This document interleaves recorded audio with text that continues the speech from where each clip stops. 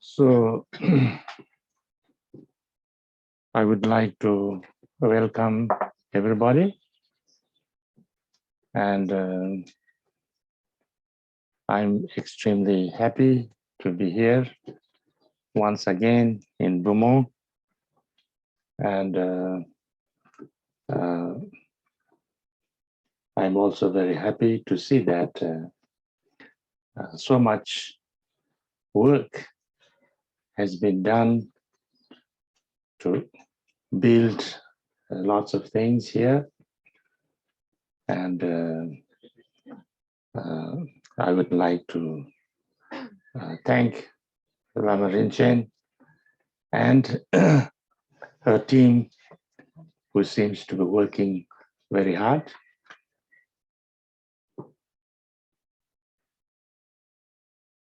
Donc, je voudrais accueillir tout le monde ici. Je suis très heureux d'être ici et à nouveau et de voir que tant de travail a été accompli, qu'on a construit tant de choses ici. Et je voudrais remercier Lama Rinchen et son équipe pour tout le dur labeur qu'elle et son équipe ont accompli. And today, I'm asked to talk about equanimity. And this is the fourth of the four, like what we call the limitless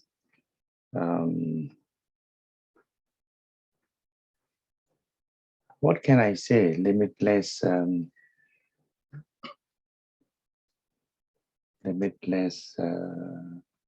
not thoughts, limitless what? Contemplations. But that's just the in Tibetan we call it Samyé. Limitless aspirations, motivations. Because if you say limitless, it doesn't mean anything. Anyway, whatever may be for limitless. Donc aujourd'hui, on m'a demandé de parler de l'équanimité. Et l'équanimité, c'est la quatrième des quatre sans limite. Mais quoi sans limite?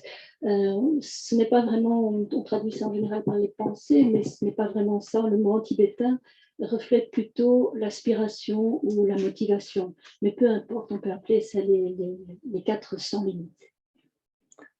Most people have little difficulties for that, because they feel as if that's like a little bit the opposite of the ones that's already been, talked about, like loving kindness, compassion, and things like that. Certaines personnes ont un peu de difficulté avec cette quatrième sans limite, parce que c'est un petit peu à l'opposé de ce dont on a parlé précédemment, comme la bonté aimante, la compassion, etc. And this is something, it's very important in Buddhist practice. We almost every day when we start any practice, whether it's meditation or any kind of activity, teachings, anything, we recite this refuge 3 times, and then this for limitless 3 times, to kind of remind ourselves how important to practice those state of mind or motivation or aspiration or whatever we call it. Et c'est très important dans la pratique bouddhiste. Chaque jour, avant de commencer quelque pratique que ce soit, ou avant de commencer des activités comme dans l'enseignement, etc., on récite la prière de refuge 3 fois, ensuite on récite 3 fois les 4 illimités, et c'est pour nous rappeler à quel point c'est important de pratiquer cet état d'esprit. I wouldn't spend much time on the first 3 because I think that's more or less understood, but I need to go through very shortly because otherwise we will not be able to explain the 4th one, in a proper way. Je ne vais pas passer beaucoup de temps à expliquer les 3 premiers illimités parce que je crois que vous avez déjà compris ce dont il s'agit, mais je crois qu'il est nécessaire de les passer rapidement en revue parce que sans cela, il sera difficile d'expliquer le 4e. So first, we say that,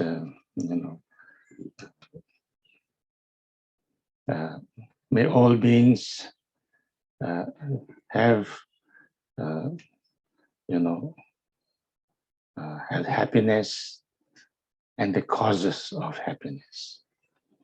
And that is what we call the loving kindness. La première, c'est lorsque le premier sans limite, c'est lorsque l'on dit que l'on souhaite que tous les êtres aient le bonheur et soient libres, et le bonheur et les causes du bonheur. Et ça, c'est ce qu'on appelle la bonté aimante. That we know how much I want to have happiness, well-being, all kind of positive, situation and state of mind, whatever possible, happiness and all joy and everything. And I also know that not only me, but other people, other beings also wish that and want that. So therefore, I say that I wish that not only for myself, but for other beings also, not just some other beings, but every other being. And not just that, but, I really would like to do something about that, because it is something that must be achieved. It is not something that is just wish, but something that must be achieved, the happiness. And in order to achieve that, any kind of happiness or joy or, then you must also have the cultivate the causes, because without the causes, you can't have that. So, whatever are the causes, say like positive deeds or, positive emotions or, whatever the causes may be. So I wish that to happen. And it has to, the cause must be first cultivated and then this must have. So I would like to, not only wish, but also, work and make efforts so that those causes of happiness for everybody, that I can do something, I can cultivate something, I can, contribute something. And this I must do. I must do even if, every, circumstances is against that. Even if there is nobody helping me to do that. Even if there are lots of, like obstructions and obstacles, and for that, I would like to do that. And I would not only do that a little bit, but I would like to, work on it and develop that kind of causes and conditions, to the utmost level, at the highest level, to the maximum level. And that is my kind of, wish, aspiration, motivation, goal, and my mission. So therefore, I will commit myself towards that. That's the first one.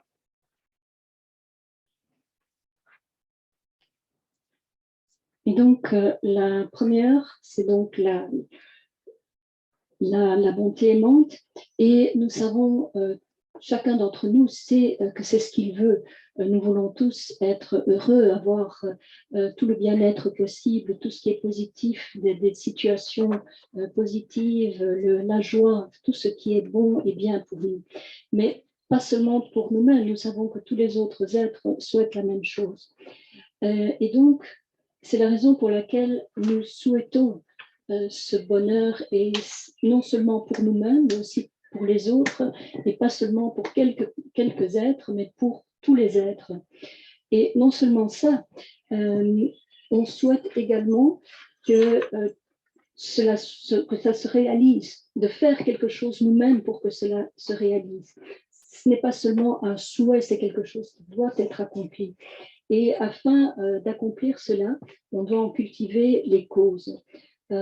Car sans cause, on ne peut rien obtenir.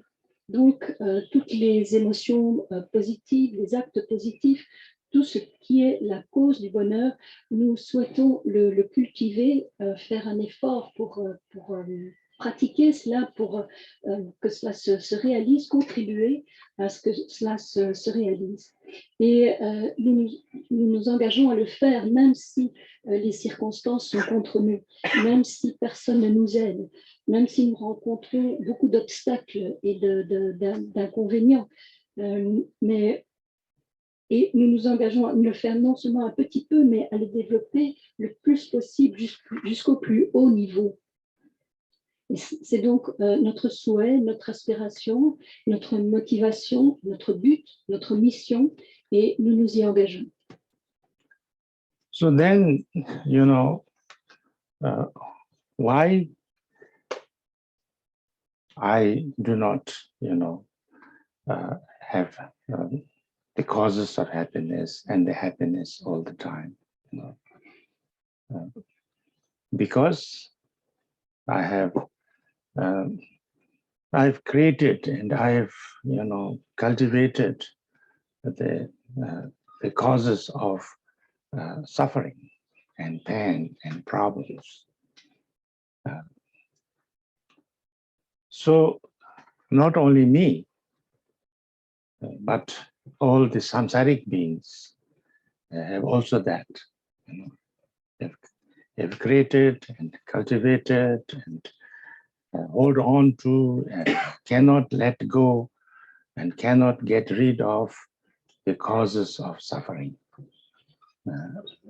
And that's why they have lots of suffering and problems and pain.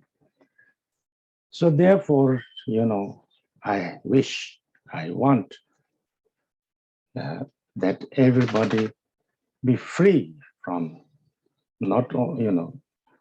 free from all sufferings and pain and problems. And in order to do that, then they have to be free from the causes of suffering and pain and problems. So therefore, I would like to make this happen. I would like to,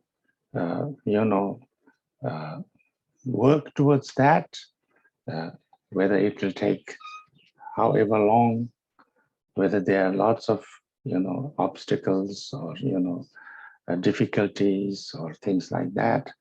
And, because that's something that must be done, because nobody wants to suffer, nobody should suffer, nobody should have problems and difficulties, things like that. So therefore, this is important, and this is the best, most important, objective or the goal or the mission that I should cultivate.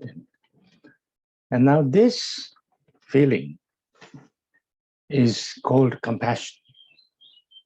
The first one in Buddhist terms called loving kindness, Maitreya, and this one compassion or karuna. Of course, in more or less practically, there's not much difference between loving kindness and compassion.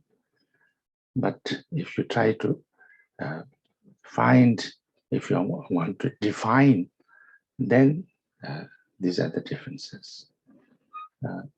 So we need to find the causes of the suffering and problem, and we need to get rid of it so that then there will be no more suffering. And when there is no more suffering, then we will be free from suffering and therefore have happiness and joy and all the positive bliss.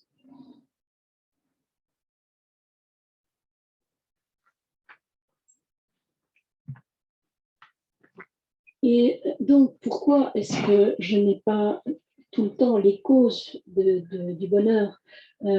Pourquoi ne suis-je pas heureux tout le temps? C'est parce que moi, et tous les êtres, nous avons créé, nous avons cultivé les causes de la souffrance, des problèmes, des difficultés. Tous les êtres samsariques sont dans cette situation. Ils s'attachent aux causes de la souffrance. Ils ne peuvent pas s'en libérer. C'est la raison pour laquelle nous souhaitons que tous soient libérés de la souffrance, des problèmes, de toutes les difficultés et soient également libres des causes de cette souffrance. Et c'est la raison pour laquelle nous voulons que cela se produise. Et nous voulons y travailler, faire en sorte que cela se produise par nos efforts propres, quelque long et difficile que ça puisse être. Et ça parce que ça doit être fait, parce que personne ne veut de la souffrance et personne ne devrait souffrir. Donc c'est quelque chose de très important, c'est l'aspiration, la motivation, le but le plus important qui soit. Et ces sentiments, cette motivation, c'est ce qu'on appelle la compassion ou karuna en sanskrit. Donc la première, c'est ce qu'on appelle la bonté aimante. La deuxième, la compassion. En pratique, il n'y a pas beaucoup de différence, mais si on veut définir ces termes, c'est ainsi qu'on le fait. Et donc, on travaille à éliminer les causes de la souffrance pour obtenir le bonheur. Now, what are the causes of the suffering? To make it short, we say in Four Noble Truths, there is suffering, there's the causes of suffering. And the causes of suffering from Buddhist point of view is kleshas and karma. Klesha means, all the negative emotions, plus the cause of these negative emotions, which is ignorance or confusion, not knowing what is good for us, what is not good for us, what is why we should not, react in this way and why we should react in this way. So unclarity or wrong way of saying this, and then negative emotions, and not only negative emotions, but our addiction to the negative emotions, that we cannot somehow let go of it. So that is called klesha. And klesha creates negative karma, that means like, that will create actions and reactions in us, which bring pain and suffering problem in ourselves and cause suffering, pain, problem for others. So therefore, by recognizing this, I need to do something about these causes. So when we talk about compassion and, loving kindness is more like a general wish, general motivation that yes, everything should be good. I should have a, like a nice, beneficial, kind of kind state of mind, kind, loving, positive state. But compassion is a little bit more specific, I should work on these specific causes, on things that would actually bring suffering and pain to things like this. So, if you look a little bit deeply, compassion is more specific and more, working on the, recognizing and targeting the true problems. And then, so that's the, main thing. So this is, this is why we say, may all beings be free from suffering and the causes of suffering. Et quelles sont les causes de la souffrance? Pour résumer, c'est ce dont on parle dans les 4 nobles de vérité, la vérité de la souffrance, la vérité des causes de la souffrance. Ces causes de la souffrance sont doubles. Il y a d'abord les kleshas et il y a ensuite le karma. Les kleshas, ce sont toutes les émotions négatives qui causent des émotions négatives. Toutes les émotions négatives et les causes de ces émotions négatives, comme l'ignorance, la confusion, ne pas savoir ce qui est bon pour nous et ce qui ne l'est pas. Et c'est aussi en plus notre attachement à ces émotions négatives, le fait que nous sommes addicts. Comment est-ce qu'on dit ça? Oui, dépendants, en gros, oui. À ces émotions qu'on ne parvient pas à les laisser partir. Et ces kleshas, ces émotions négatives sont ce qui crée le karma négatif. Ce sont les actions et les réactions qui nous apportent de la souffrance à nous, mais aussi à tous les autres. Et donc, lorsque l'on reconnaît cela, on sait qu'on doit travailler pour essayer de les éliminer. Et donc, si la bonté aimante peut être considérée comme une forme de souhait général, d'état d'esprit, d'une motivation générale d'être bon, de cultiver des émotions positives, d'avoir un état d'esprit aimant et positif, la compassion est plus spécifique. C'est savoir qu'on doit travailler de manière spécifique sur les causes qui apportent cette souffrance. Donc, la compassion est plus spécifique en ce sens qu'elle s'est vraiment viser, se focaliser sur les problèmes véritables. Et c'est la raison pour laquelle on dit dans cette prière, puissent tous les êtres être libres de la souffrance, de toute souffrance et des causes de toute souffrance. And here, when we talk about karma, then again, sometimes people have this a little bit wrong understanding that, it's the fault of somebody, or, it's somebody has some problems, or sufferings and pain. No, it's his own fault, it's her own. That's not seen like this, because if we have the karma is lots of different, from Buddhist point of view, everything is because of different causes and conditions. Lots of different, anything happens because of many causes and many conditions. So therefore, one leads to another, and so many things.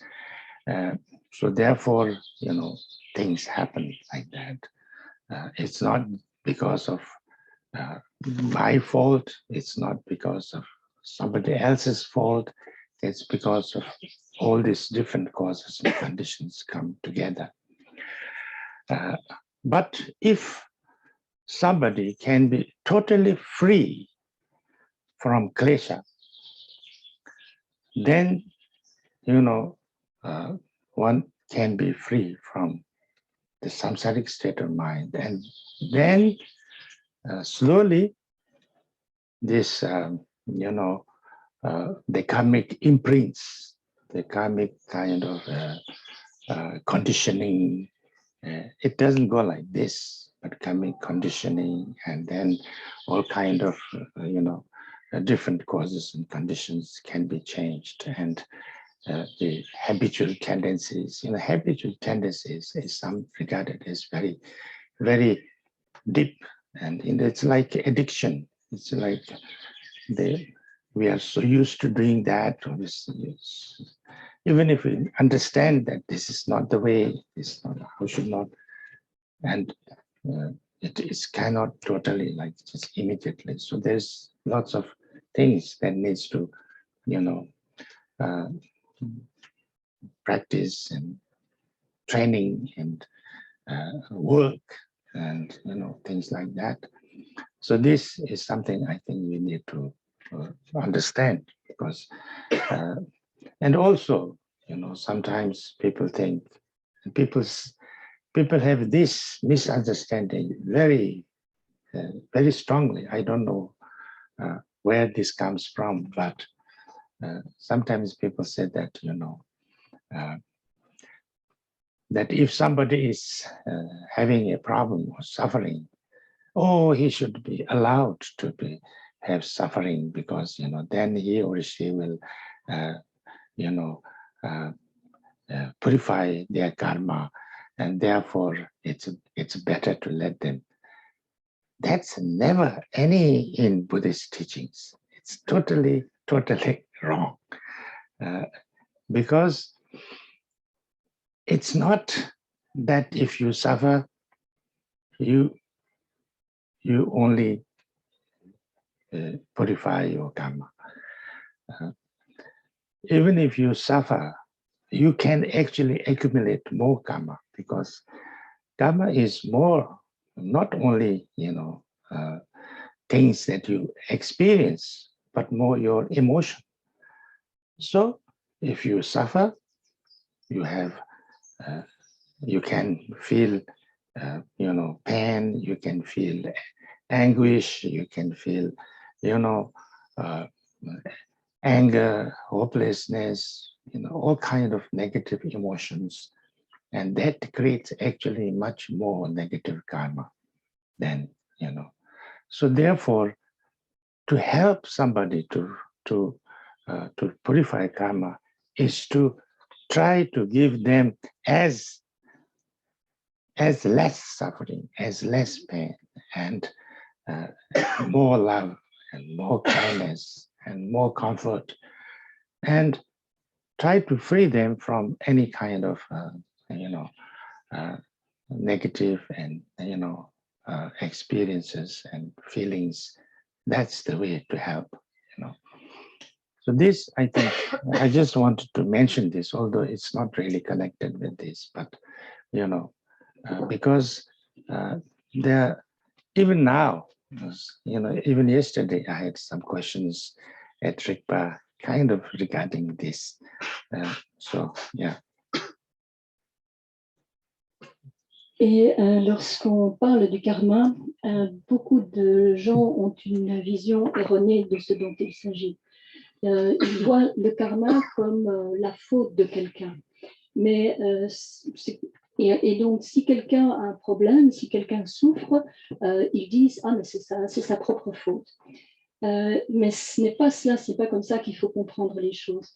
D'un point de vue bouddhiste, tout ce qui arrive, tout ce qui se manifeste est le produit de nombreuses causes et de nombreuses conditions qui se rejoignent.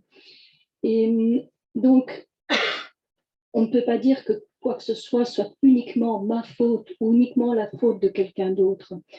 C'est le produit de la jonction de nombreuses causes et conditions. Mais lorsque quelqu'un parvient à se libérer totalement des kléchas, à se libérer totalement de l'état d'esprit samsarique, à ce moment-là, le conditionnement karmique s'évapore, ne fonctionne plus. Toutefois, c'est très difficile parce que nos tendances habituelles sont très profondément enracinées. Et non seulement cela, mais nous sommes accros à ces tendances négatives. Et donc, pour s'en libérer, cela nécessite énormément de travail, d'entraînement, d'efforts, de pratique. Et Rinpoché voulait faire un commentaire à ce sujet qui n'est pas directement lié à cet enseignement, mais c'est au sujet de cette erreur de compréhension qu'ont certaines personnes qui, quand ils voient quelqu'un d'autre qui souffre, qui a de graves problèmes, ils considèrent qu'il faut laisser cette personne souffrir parce que cette personne se purifie ainsi de son karma. Mais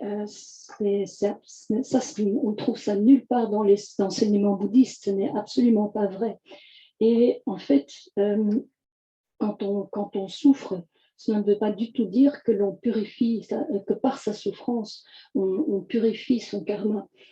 Parce qu'en fait, on peut, dans la souffrance, accumuler encore davantage de karma négatif, d'émotions négatives, parce que si on souffre, on peut, dans cette souffrance, éprouver beaucoup d'anxiété, d'angoisse, de colère, et créer encore davantage d'émotions négatives, et donc davantage de karma négatif. Donc, l'attitude à avoir, c'est lorsque l'on côtoie quelqu'un qui souffre énormément, c'est essayer d'apporter toute notre aide à cette personne pour qu'elle puisse souffrir le moins possible, lui apporter tout le confort possible pour qu'elle soit libérée d'expériences et de sensations, de sentiments négatifs. Et j'ai dit qu'il avait encore eu une question à ce sujet hier. And then the third is what we call rejoicing. And we say that,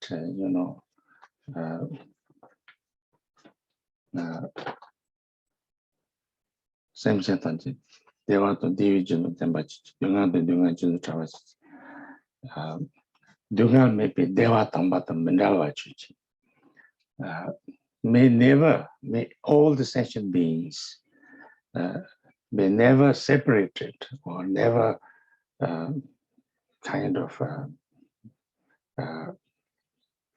never lose, never be separated, never lose from the great happiness, the great well-being when there is no suffering, So now, how do we get rid of these causes of suffering? How do we get rid of these causes of suffering, which is, negative karma, especially first the negative emotions and its reactions, and then negative karma. By reducing that negative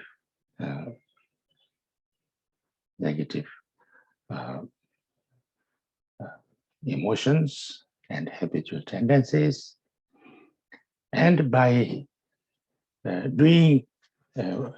by reducing doing negative actions of the body, speech, and mind, and by doing more positive actions of the body, body, speech, and mind, by increasing the positive things.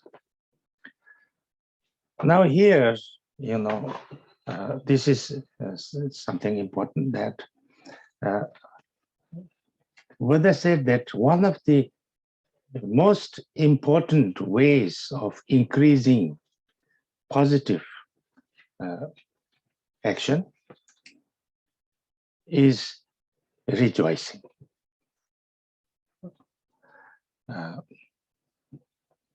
If you do something positive, of course, that is positive. But sometimes, even if you can't do anything positive, but you rejoice at doing somebody doing positive, that could be as good as yourself doing it, you know. I told this story many times, maybe most of you heard it, but there's a story, there's an interesting story, you know, during the Buddha's time. To make this story short,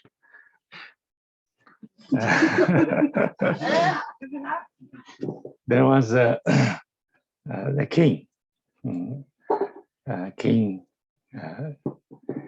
called Jeta, and he was first, you know, not very devoted to Buddha and a little bit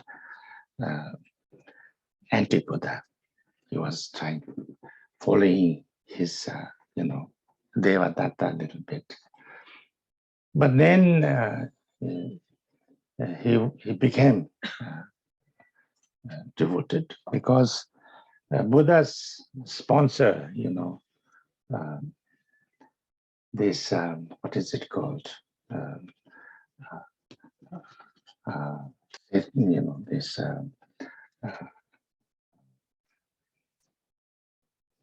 what is his name?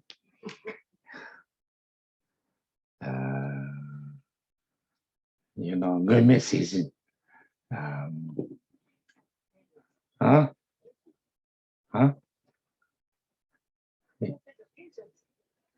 You don't know? You don't know? Gome season.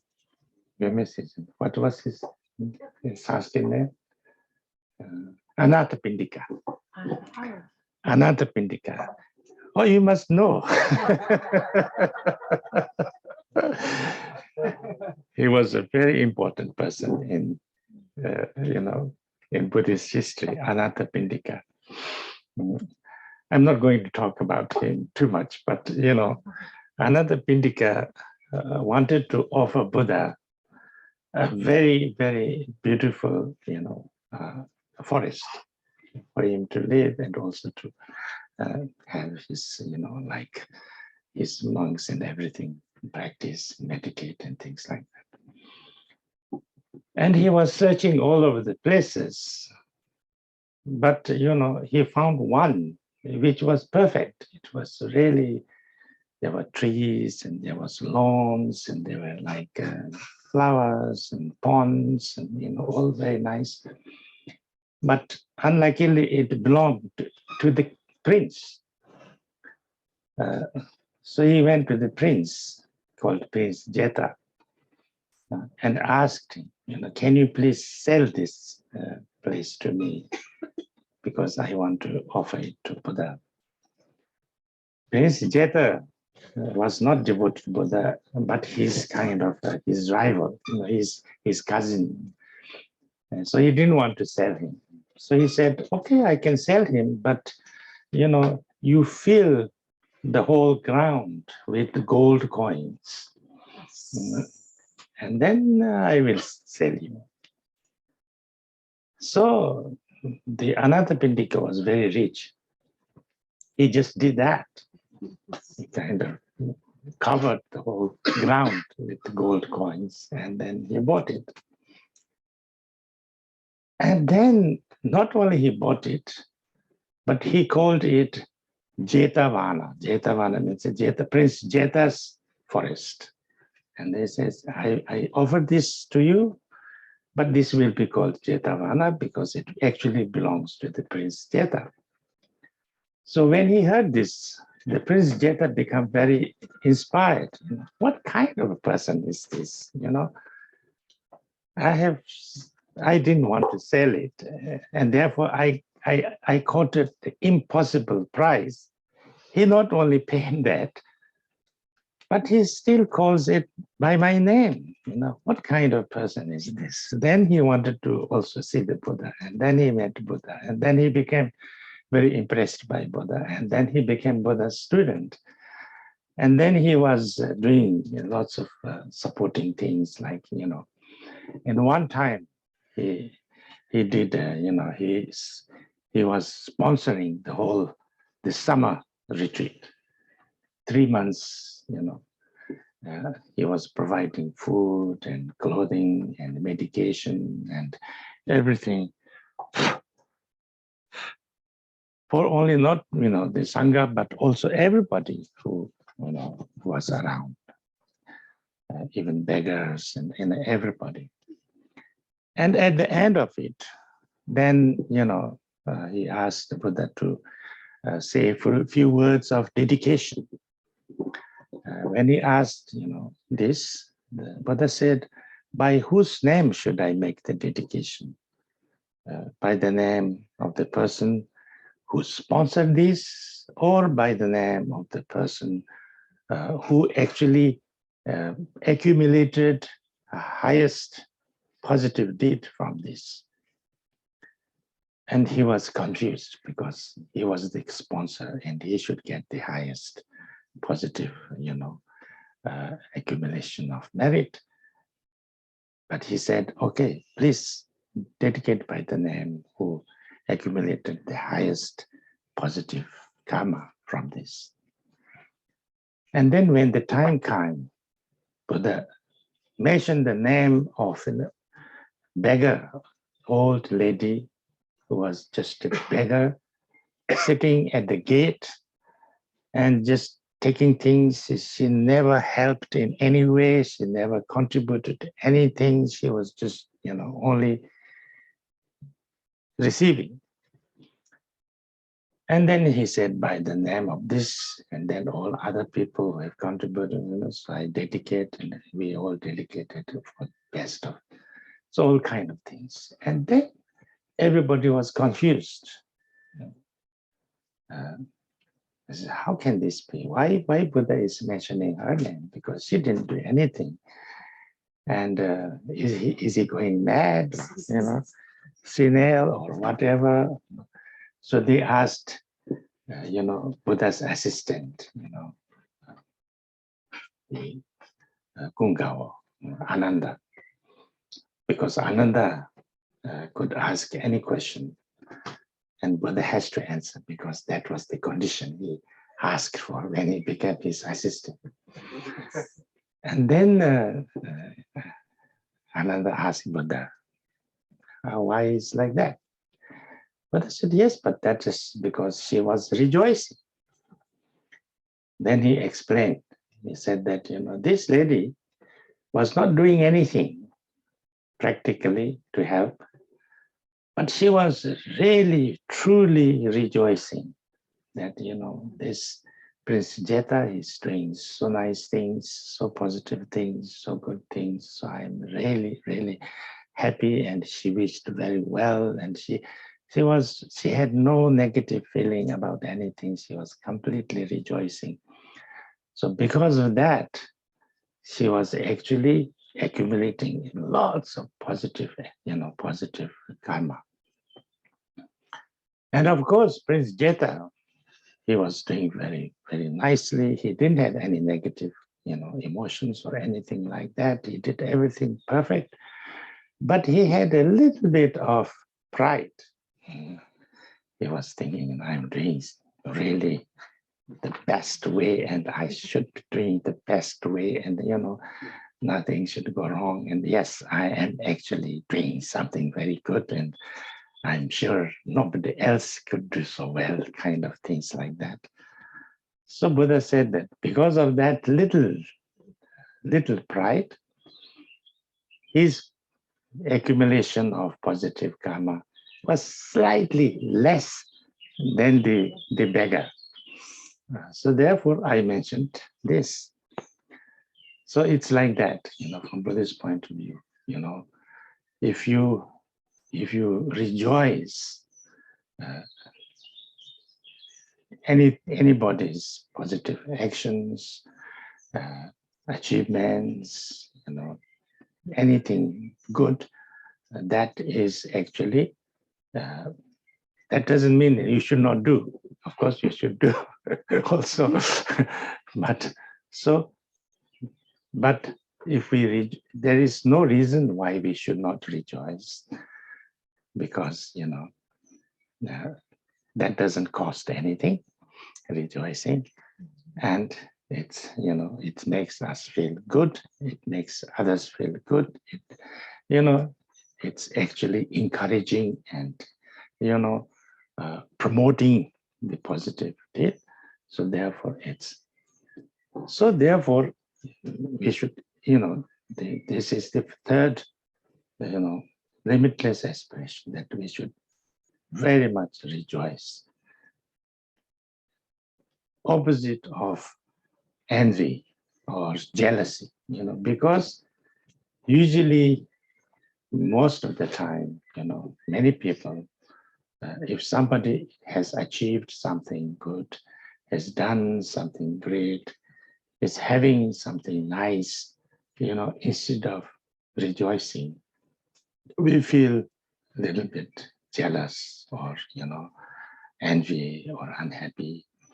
And that is not good. That's very negative. So, this is the third one, that we should rejoice. We should rejoice.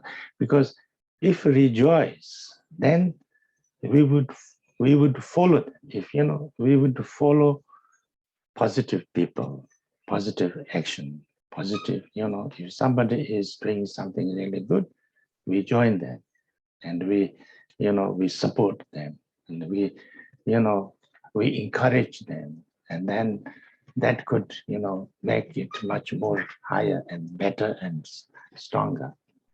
But if we make a little bit of, envy or, then we try to stop that. We try to discourage that. We try to kind of like this, and then nothing happens, stop people doing positive things. So therefore, rejoicing is very, very important, because it's also easy to do. Well, practically easy to do. Emotionally, I don't know. That's another. But this is also very important, because when we rejoice, then we kind of we connect with all the positive people and positive actions and great beings, and because they do positive things, they do great things. They've achieved positive and enlightened experiences. So therefore, when we really rejoice, then that means we kind of we follow them. We follow them. We are influenced by them. We become, we learn from them, things like that. And if we don't rejoice, we can't learn. We can't even, be influenced. So that's this third one. Le troisième sans limite, c'est se réjouir. La prière dit puissent tous les êtres sensibles ne jamais perdre, ne jamais être séparés de la grande joie, du grand bonheur, du grand bien-être, et qu'en plus que tous les êtres soient libres de toute souffrance.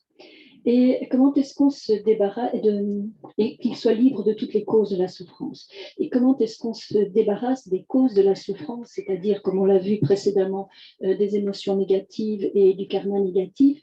Eh bien, c'est d'une part en réduisant les émotions négatives, en réduisant les tendances habituelles, les actions de notre état d'esprit, nos actions et nos états d'esprit négatifs, mais c'est aussi en essayant d'accroître l'inverse, toutes les actions et tous les états d'esprit positifs.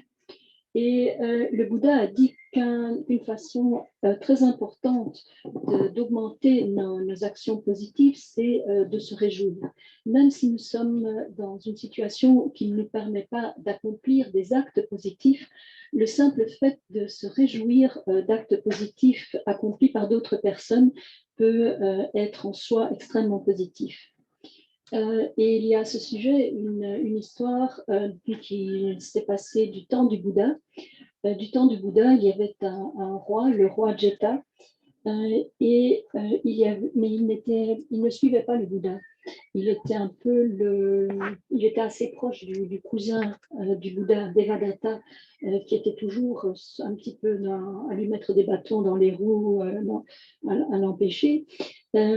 Et il y avait aussi à l'époque du Bouddha une personne extrêmement dévouée au Bouddha qui était Anathapindika.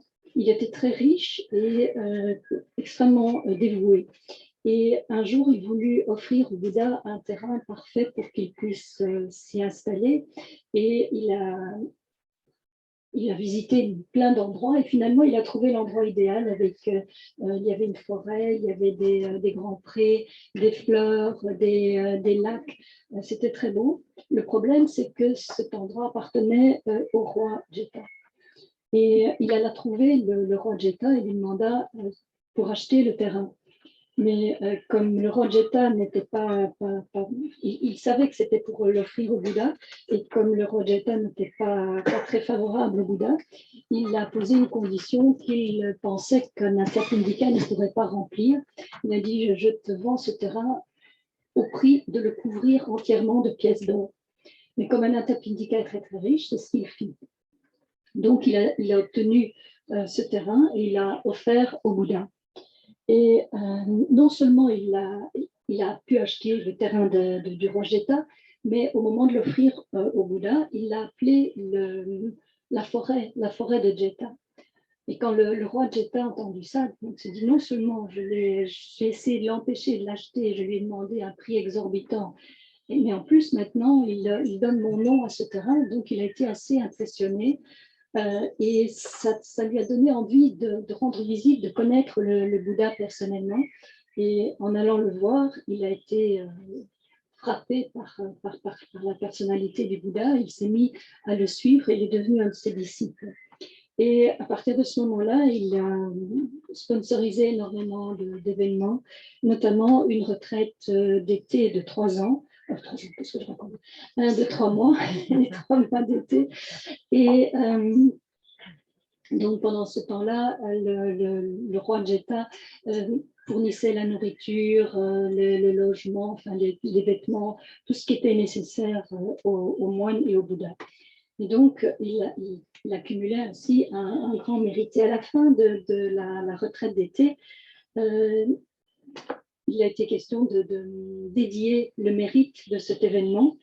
Et le Bouddha a demandé au roi Jeta, est-ce que je dois dédier le mérite au sponsor ou est-ce que je dois le dédier à la personne qui a accumulé le plus de mérite?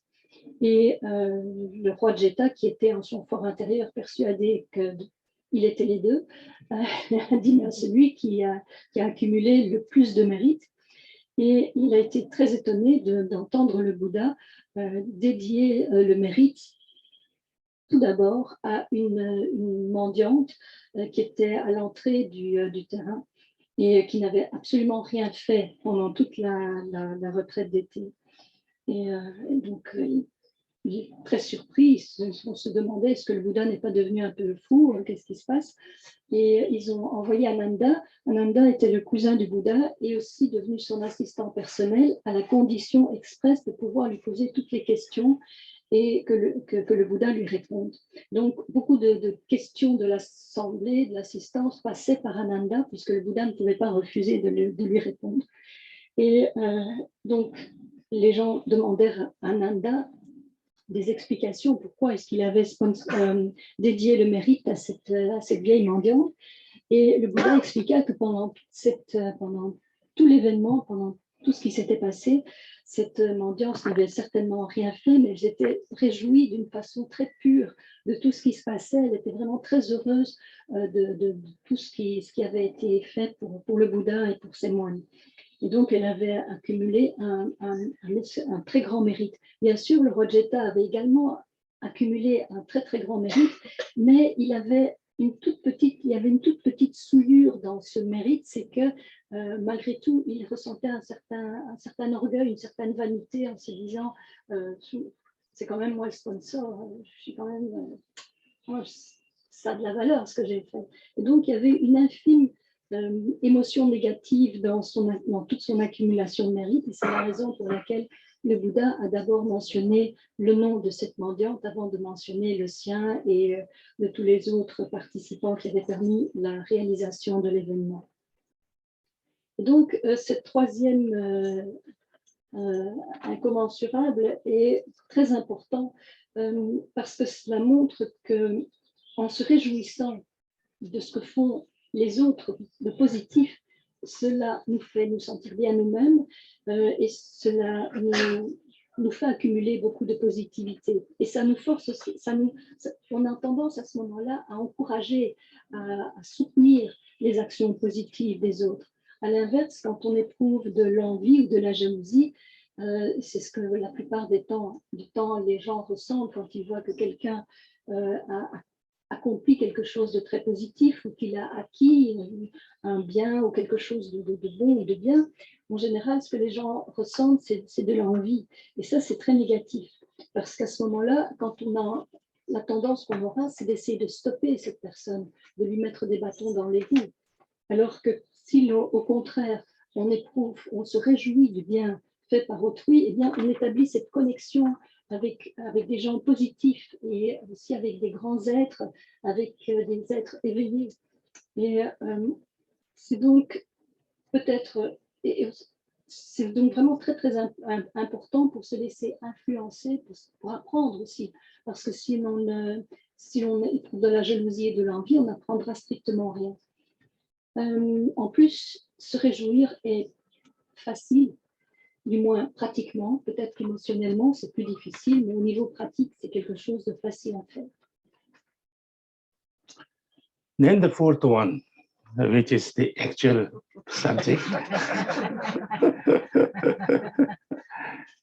which said that Niri Chadon Dota, Tonyam Chambalan Neprichuchi, may all sentient beings kind of remain or abide or can experience the great equanimity free from attachment and aversion. This is this is the so what is exactly what is exactly the thing that you can have when when all the causes of suffering is eliminated,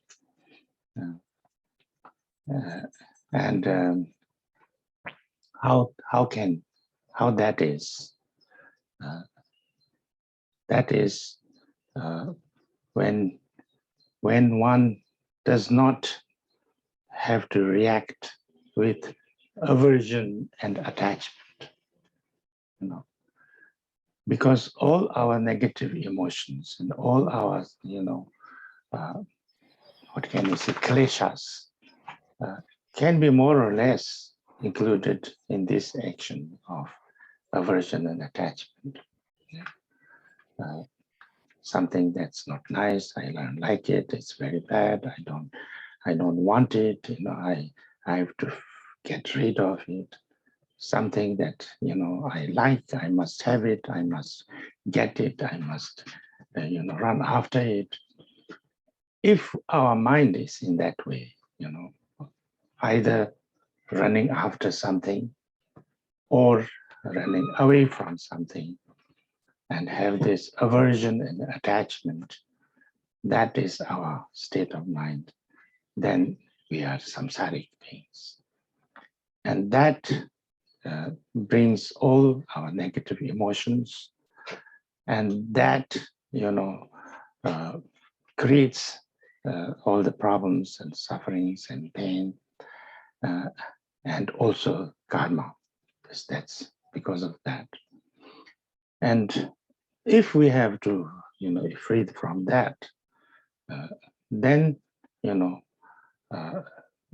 we need to free ourselves from the wrong way of saying things, our ignorance or, confusion, and then we will be able to reduce or get rid of our kleshas. And when that happens, then we wouldn't react with aversion and attachment.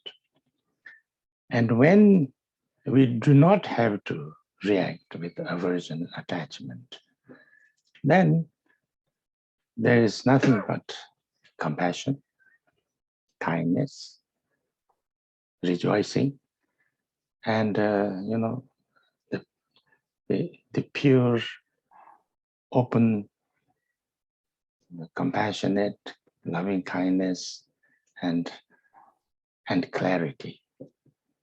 And that experience is explained, or it's called Great Tongyam Chenpo. Tongyam is a kind of equanimity. I try to find with many of my other translators a better word than equanimity, but so far we couldn't find any. Because sometimes equanimity has a kind of a connotation in the English language, like carelessness, like equanimity. It doesn't matter whatever happens. So,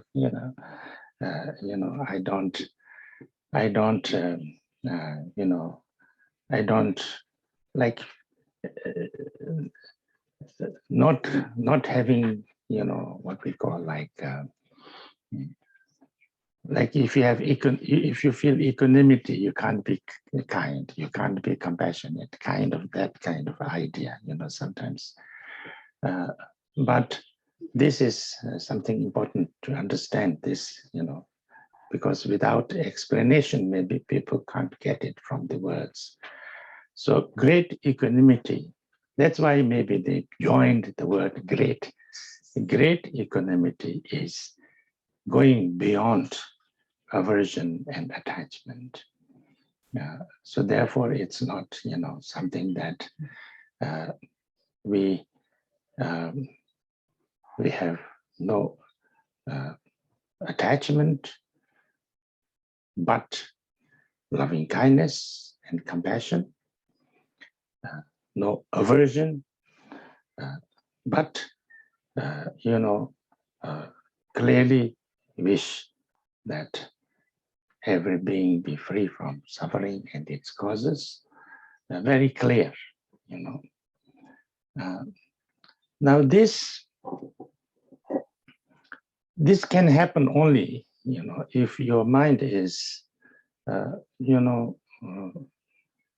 extremely clear, because when we are, at the moment,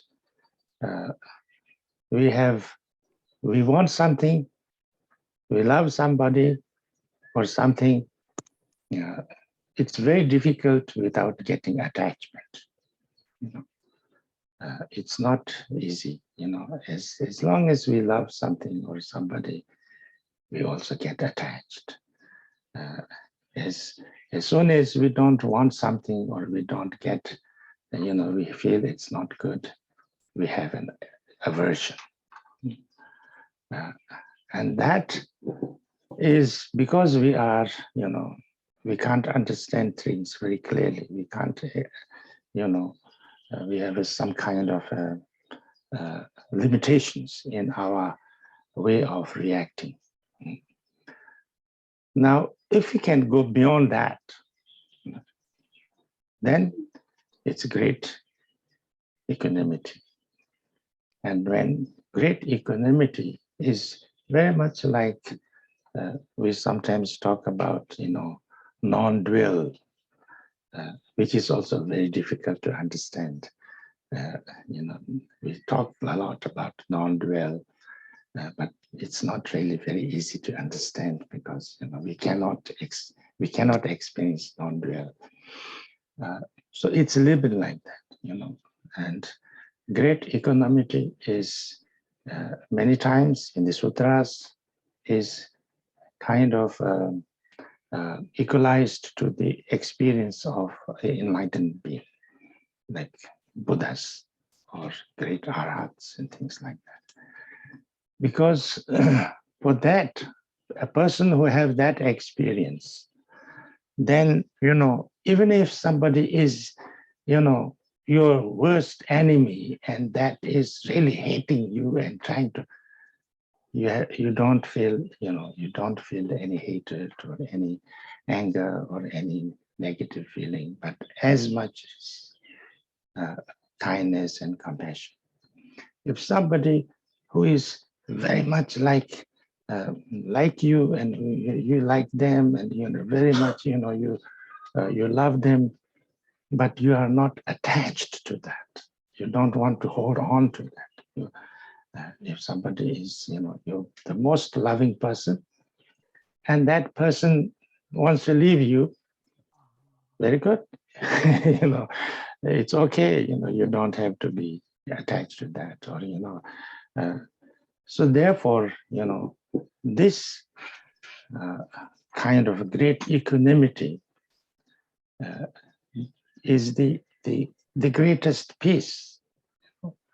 Then nothing can kind of disturb your mind. Nothing can pollute your mind. Nothing can make you fear or anxious or worry or threaten. So you are always in the same situation. So that's why it's called a great equanimity, and that's sometimes seen as the sign of some realization. There's a little bit of a story. Once there was a Lama in Tibet, and lots of his teachers and many other people said he's a very highly realized person. And when people told that, he said, no, I'm not realized at all. I'm nothing realized. And then one time there was an attack from some kind of group of Chinese army, not communist, but before. And then he was arrested by them. And then they're going to execute him. They're going to cut his head. And then many of his students went to, here and there, and the king of Dergi and requested, and then the king of Dergi paid ransom, and he was released. So one great Khenpo of Dzogchen monastery went to kind of execute this, giving the, ransom and things like that. So he was released. And then this Khenpo was his student. So he was very happy, and because of his relief and happiness, he cried. And then he said, no, don't cry. I have really very good news to tell you. So what is that? He said, well, everybody tells that I have good, I have some realization. I never thought that I had some realization, but maybe I have it. Because, when I was about to be executed and all the, arrangement is made in a block on which he has to put his head, and the big sword, was all prepared and things like that, and he was about to be. Then I have no fear. I have no. My only concern was, somebody would take care of my dog. So I think I have a little bit of some realization. So I'm very happy to know that. So it's a little bit like that, I think, So,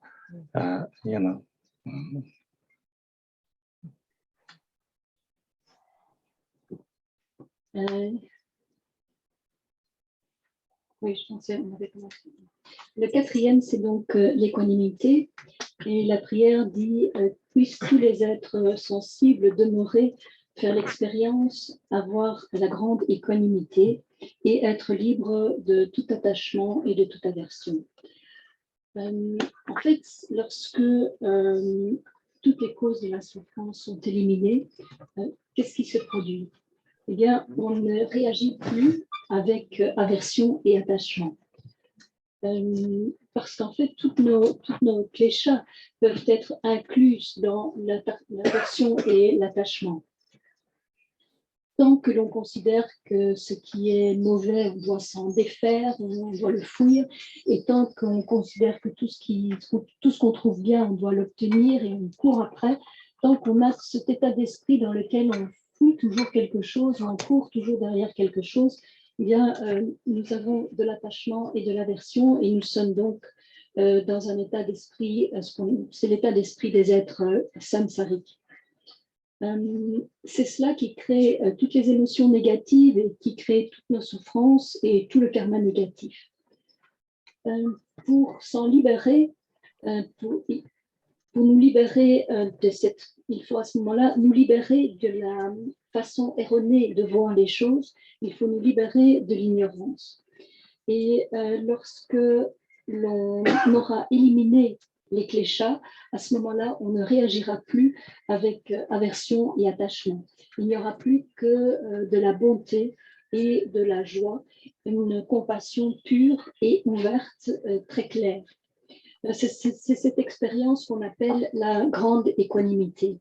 Et Rinpoché a essayé déjà avec ses différents traducteurs de trouver un mot qui traduise mieux le mot tibétain qui est exprimé par équanimité, parce que dans équanimité en anglais aussi, il y a cette notion, parfois ça peut être mal compris comme de l'indifférence. Et dans l'indifférence, on ne peut pas être bon, être généreux, être rempli de compassion. Et ce n'est pas du tout ça. Ici, c'est peut-être pour ça qu'on parle de grande équanimité. Il n'y a pas cette connotation d'indifférence. C'est ce que cela signifie, c'est un état au-delà de l'aversion et de l'attachement. Mais avec présent la bonté aimante, avec un souhait très clair que tous les êtres soient libres de la souffrance. Et cela ne peut se produire que lorsque notre esprit est vraiment très clair.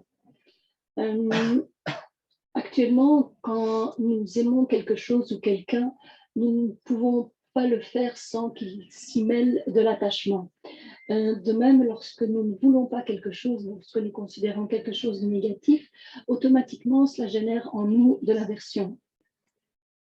Mais si l'on parvient à aller au-delà de l'attachement et de l'aversion, on atteint un état d'esprit qu'on peut qualifier de non-duel. On parle beaucoup de non-dualité, mais c'est quelque chose de très difficile à comprendre et surtout à expliquer, parce que dès qu'on explique quelque chose, forcément, on utilise la dualité pour l'exprimer, et donc on ne peut pas l'expliquer de façon vraiment adéquate. Et la grande équanimité est parfois considérée comme une forme d'éveil ou comme l'expérience d'êtres qui ont déjà un niveau de réalisation très élevé, de grands arabes par exemple.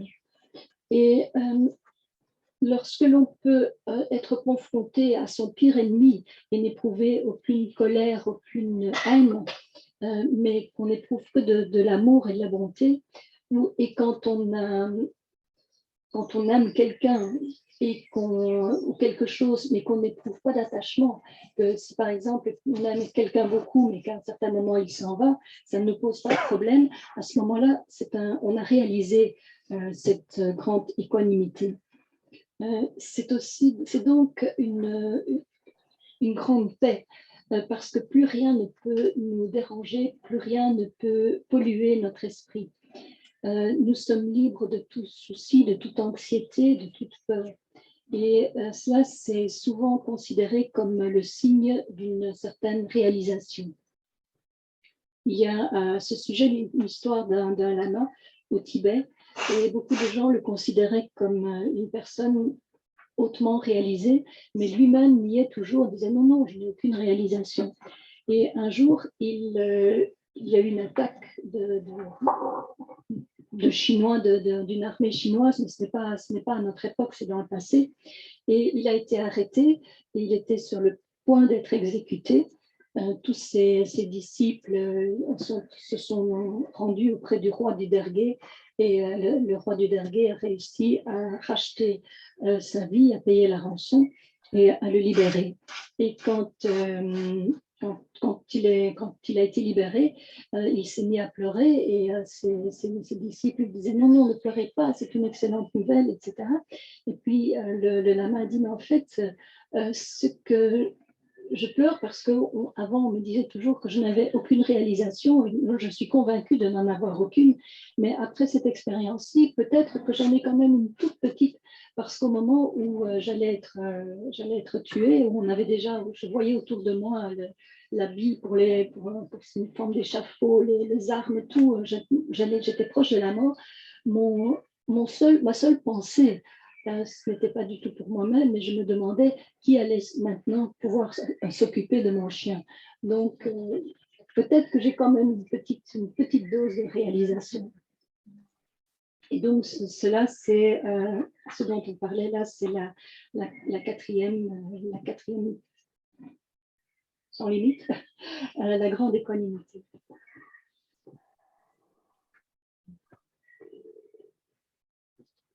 Time for question. If you have any questions, then one or two. Donc, si vous avez des questions. Yes. Dans une situation où l'on souffre, est-ce que on continue à souffrir et à créer du mauvais karma, mais on apprend du coup d'équanimité parce qu'on est obligé d'être dans cette situation pour apprendre à la gérer, ou est-ce qu'on arrête et on part de la situation où on souffre pour arrêter de faire du mauvais karma?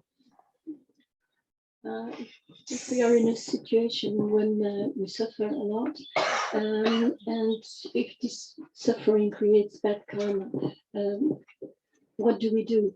On one hand, suffering can also teach us a lot of things. We can learn from the suffering, and because we learn how to manage this state, or do we have to quit the situation altogether so as not to create bad karma?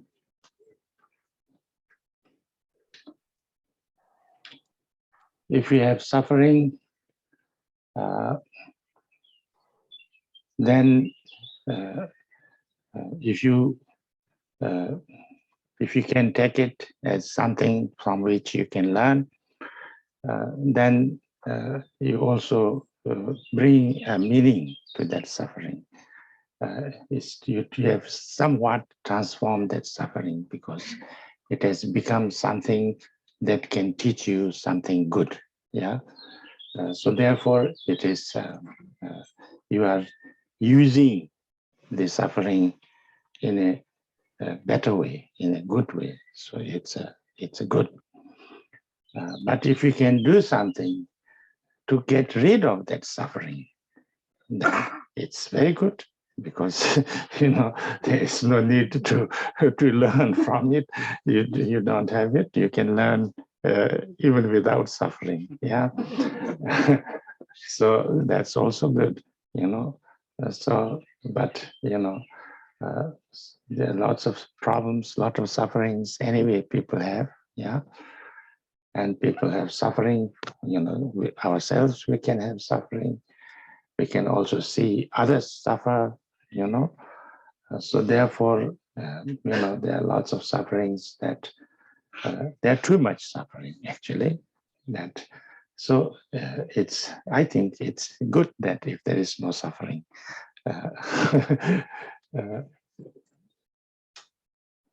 Donc, si nous souffrons et que nous pouvons apprendre de notre souffrance, nous la prenons d'une façon positive, nous la transformons et elle nous enseigne quelque chose de positif. Donc, c'est utiliser la souffrance d'une façon très, très positive. Mais ceci ne veut pas dire qu'il faille nécessairement continuer de souffrir. Si vous pouvez faire quelque chose pour arrêter la souffrance, bien faites-le, parce qu'il n'y a pas que souffrir pour apprendre des choses. Et il y a autour de nous, on peut très bien apprendre sans la souffrance des tas de choses. Il y a autour de nous tellement de souffrance, les autres gens autour de nous souffrent de diverses façons, nous-mêmes. Il y a actuellement, en fait, beaucoup trop de souffrance dans le monde. Et donc, s'il est inutile de la cultiver, si on peut y mettre un terme, faisons-le. I go in the same way. We speak about people are suffering, we need to help and understand. But if when we want to help this person, we feel in moment we don't have the power for help this person, and this person give a lot of bad energy, or you lose your energy. It's many years I try to help some people, but I see I did not feel the power I dream to help. And a lot of time I lose my energy because I want to help these people in suffering. But in a moment, perhaps you have the same question. But perhaps in a moment, if we can do it, perhaps it's better to stop anytime also. Yes, I mean it's like this. It's it is. Suffering of people is not something that is very easy to get rid of. Yeah, it has lots of causes, lots of conditions, lots of depth. It's not something that you can just get rid of. So therefore, we should not see that that I have the power to get rid of all the problems of the people, because we don't have, so that's why that's kind of we need to create slowly, and sometimes it takes long time to create the right kind of causes and conditions so that the sufferings, that I can be more helpful and I can be more, things like that.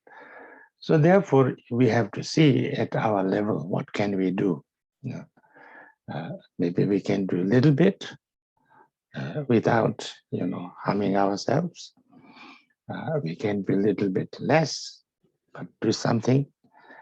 And maybe we cannot do anything too much, but we can at least pray, or we can at least send nice thoughts, or we can at least, say some,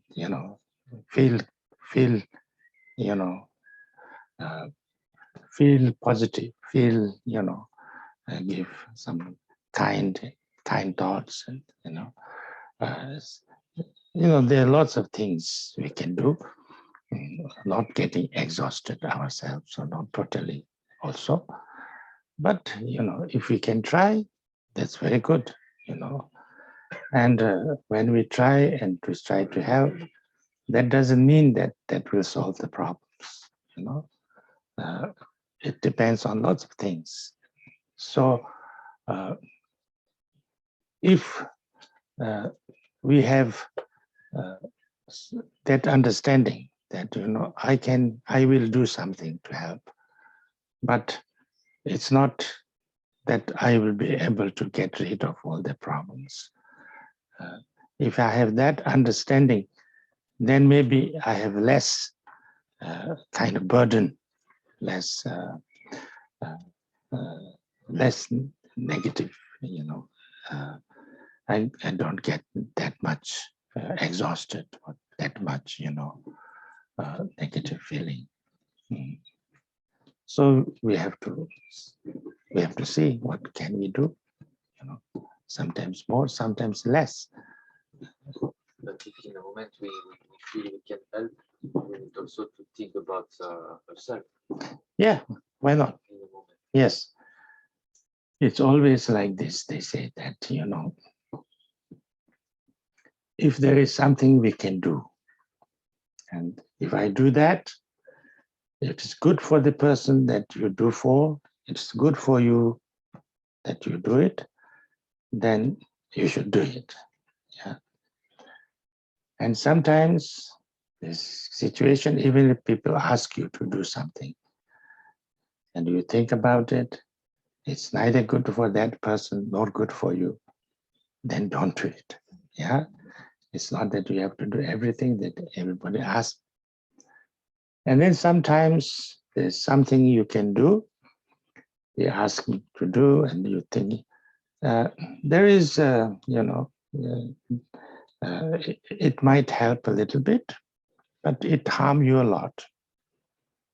Then maybe you should not do it because you don't. Yeah, harm to you is more, help is less. Then there is situations where you know that the help you will do will be great. You know, it will help a lot, but harm a little bit also yourself. You know, then you have to think whether I will regret that or not. You know, because I have to lose something. I have to sacrifice something. If you feel that that sacrifice or that, you know, harm that you get is not so much, I can do it and I will not regret it because it's much more, the help is much, much more, then you may do it, but you know, you don't need to do it, you know. So this is the general, you know, general thing. But of course, you know, we can't always say what will happen, you know, but it's always good to feel, you know, have a good feeling, you know, try to do something, even if it is a little bit, you know, a smile or, you know, a thank you or, you know, a nice words or nice something, you know, so that other person feels that this person is caring or, you know, has some good feelings towards you is always, sometimes it's also helpful, you know, sometimes. Yeah. Donc la question était que parfois on voit la souffrance autour de nous, on essaye d'aider, mais parfois on ne voit pas de résultat, on a l'impression que notre aide se perd et qu'en même temps nous-mêmes nous perdons notre énergie. Que faire dans des situations pareilles? Et Rinpoché dit que oui, effectivement, la souffrance des gens autour de nous n'est pas toujours facile à éliminer. Il y a beaucoup de causes et de conditions à la souffrance et nous ne devrions pas voir que moi, je peux éliminer toute la souffrance. Nous pouvons faire quelque chose, mais nous n'avons pas ce pouvoir nécessairement d'éliminer toute la souffrance comme nous le souhaiterions.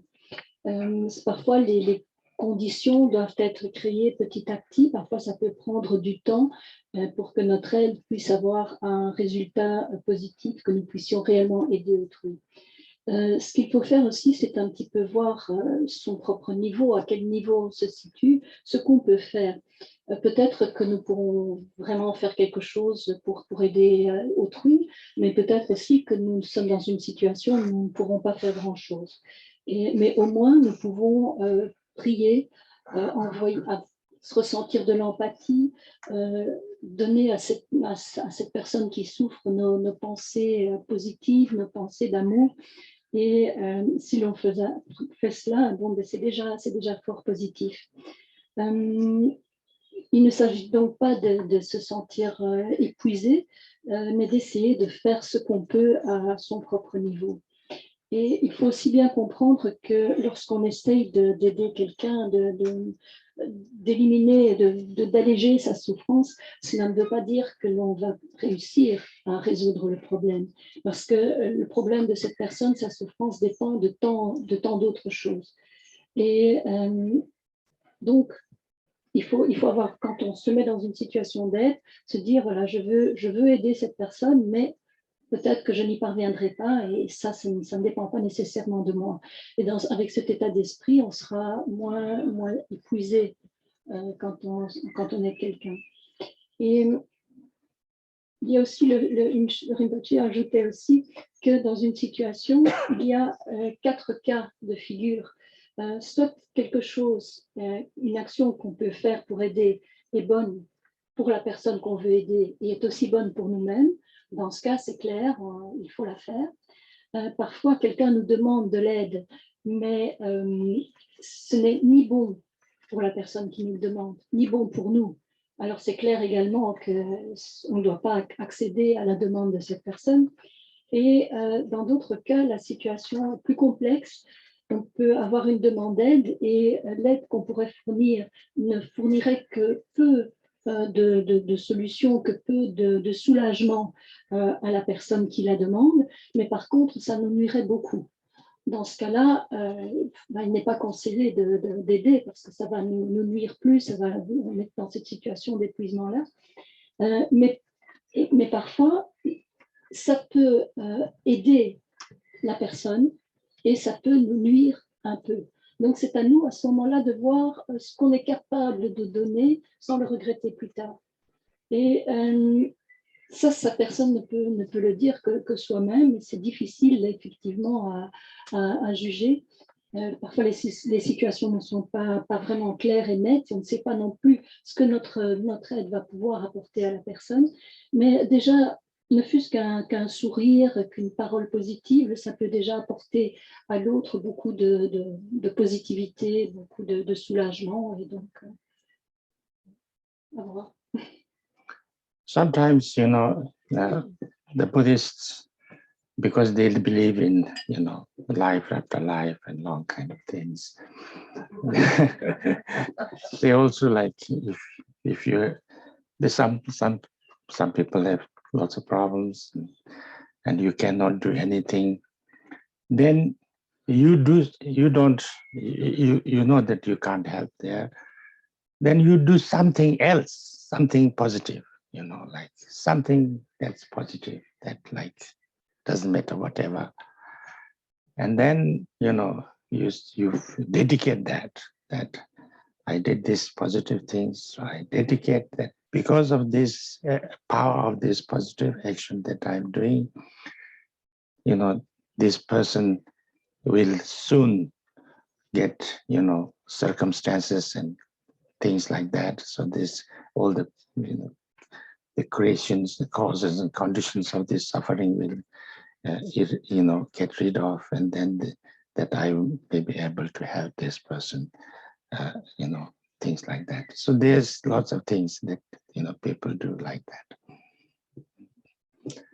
Usually, sometimes, in our tradition, like if somebody died, for instance, and then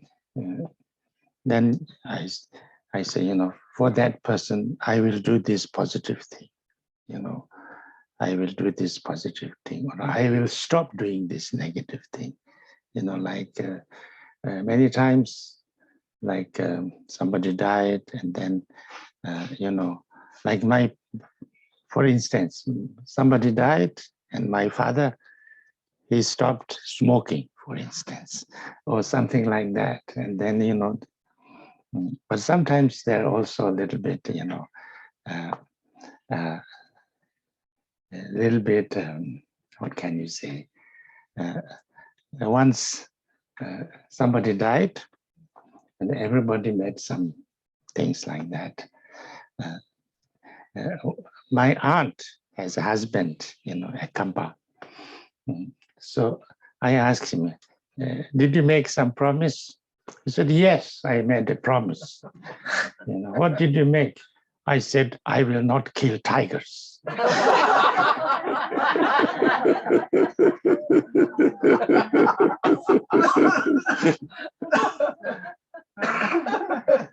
Maybe good not to kill tigers.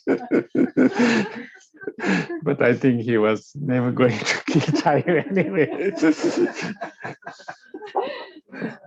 Donc, dans le bouddhisme, on croit en différentes choses, notamment les vices excessives. Et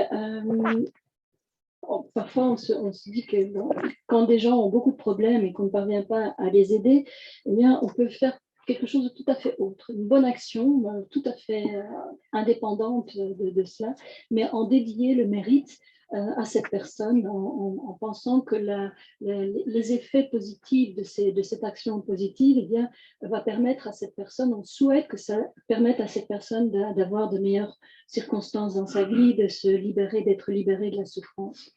Et au Tibet aussi, parfois quand quelqu'un meurt, eh bien, on fait quelque chose, on prend un engagement pour cette personne, soit on décide de faire quelque chose de positif ou d'arrêter de faire quelque chose de négatif. Ainsi, Rinpoché dit que c'est comme ça que quand une personne dans sa famille est morte, le père de Rinpoché a décidé d'arrêter de se fumer. Et le mari d'une de ses tantes, dans Khenpo, lui a dit est-ce que tu as pris un engagement? Oui, il a dit j'ai promis de ne jamais tuer de tigre. Mais bon, il n'aurait probablement jamais tué de tigre de toute façon. So I think we stop here. Thank you very much. Thank you for the dedication so that we don't kill tigers. So